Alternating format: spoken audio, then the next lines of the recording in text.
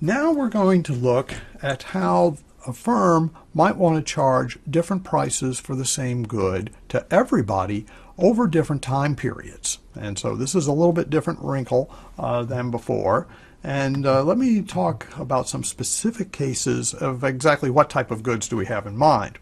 And first of all, let's just think again about how the market composition might change over time with respect to goods where there's a fair amount of innovation involved. And for instance, for those of you who are serious readers, there are books that come out regularly that are bestsellers, new books, and those tend to be hardbound, and they have a price that might be anywhere between $25 and $40. Then, so that's one example of a new product, and in that situation, the people who just have to read the latest book, their demand is somewhat inelastic, whereas the rest of us, we have big stacks of books we haven't read already, and so whoop-de-doo, who cares about the latest one? Then, of course, there's new release movies, and that's really kind of similar. Who wants to go to the local Cineplex and see the latest Marvel comic hero mayhem movie? Well, some people really do, and so their demand is pretty inelastic because they want to be able to talk to all their friends, share their experiences, and so that's great. Others can say, well, there's lots of movies I can watch on Amazon and Netflix or HBO Now, and I'll just wait till this shows up there. And then, of course, the latest fashion. Some people have to be on top of those. So, and typically when you have new products at a department store, and it could be a middle market store like Macy's or a high-end place like Saks or Nordstrom's, the new stuff is list price. Well, what happens over time in each of these cases? Well, after usually about a year or so, the hardbound books become paperbacks, and typically they're a lot cheaper. The movies go through an interesting transformation. They go from full price at the theater to the dollar theaters, and then, of course, they'll show up in places where they might be free with some ads, or later show up on HBO. And then, of course, there's the sale or the discount rack at a department store as stuff that is started at list price. The store figures they will sell the hottest and the greatest stuff at the list price, but the stuff that they kind of goofed on in terms of purchasing, they'll keep marking the price down till the merchandise moves. So those are all examples of intertemporal price discrimination.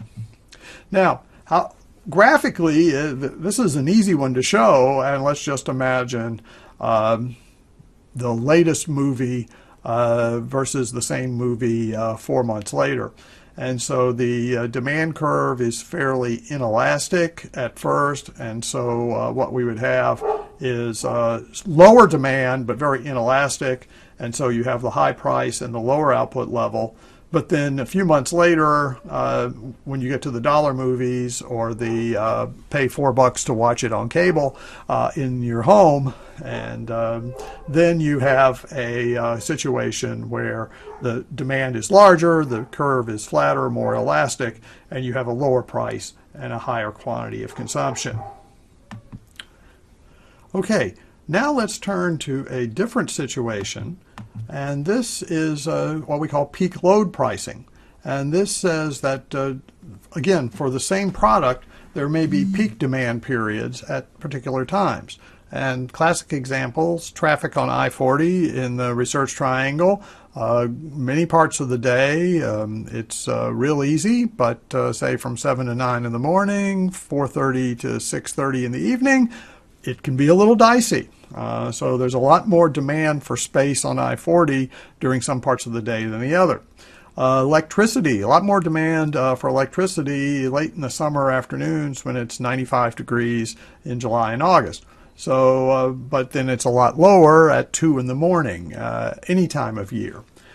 And of course, another example might be ski resorts. A lot busier on the weekend, but a lot quieter during the week.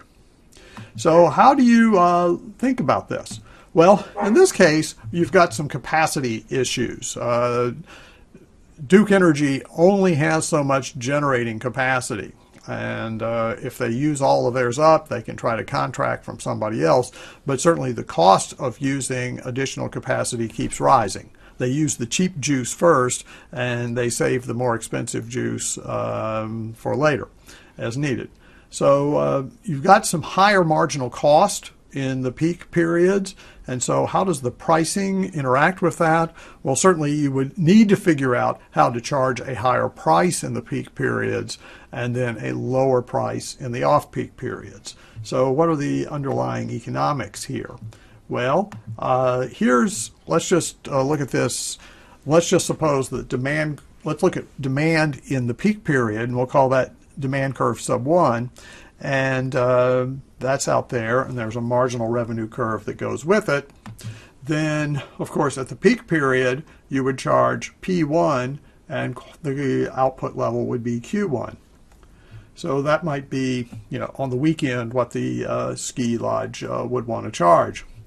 Then the weekday discount, when the demand's a lot lower and maybe even a little bit more price sensitive, you've got a lower demand curve. There's a marginal revenue curve that corresponds to that curve, and the price is lower, P2, and output is lower as well. So you've got different demand curve positions on the same marginal cost curve. That's really the only innovation here. We've got the same capacity, and what you want to do is have a higher price in the peak period, a lower price in the off-peak period.